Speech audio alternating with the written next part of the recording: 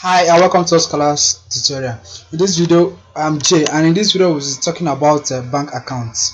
Abosama is the person that logged in. Abosama happens to be a bursar in the school system, and we have that he can actually enter the detail of the bank accounts that the school operates with, and this bank account will be linked to different fees that the students will be assigned to pay. Now, when we want to work on this particular bank account, we will use this particular navigation button here. When we click on it, we'll be given the interface through which we can actually create one. Now we specify the name of the bank and the number, no, the name of the account and the number of the bank account and also the bank. Now let's say, for example, that the name of the bank account is development levy. That is let's say CSS OBA, then development levy. And then we can have that the number is this, I think, 10-digit number. Then we can actually specify that the bank will be Diamond Bank.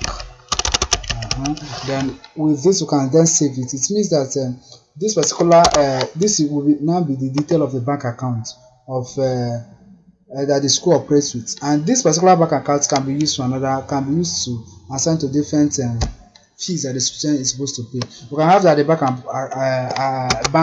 bank account name may be only this, as the case may be, as just the way it was created, the name it was created with. Now we have we can view the already created bank account on the platform by clicking on that button. And when we click on that button, we will see that there are about 3 bank accounts that has already been created on the platform. We have this one, Tito tuition fee, this one, Tito extra lesson, and Tito PTA levy. Now with this, you can see that this one, that is a tuition fee, is this, and the number is this, and the bank name, the bank account name is this, and it was like modified by Umar somebody. You can click on this to have a detailed view of that particular one. After, the name is this, the number is this, and the bank is Access Bank. We can choose to edit that and change maybe the name or the number or the bank. Maybe when we created it, it was created wrongly.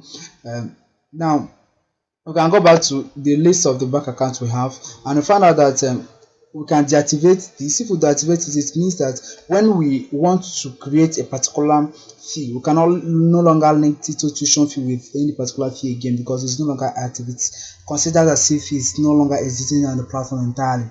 Now we have already seen how we can edit that, and we can actually view the update history of how this particular tuition fee has been updated over the time. We can see that on this particular day, Saturday 25th January 2016 at 11 p.m.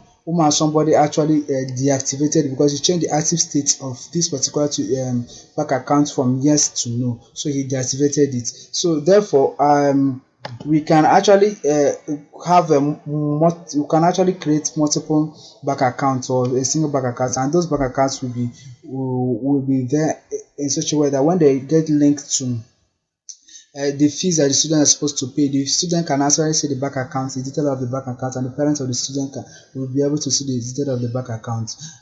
With this, we have come to the end of this tutorial. Thank you for checking out this video. I look forward to seeing you in the next video, and make sure you sign up on our scholars.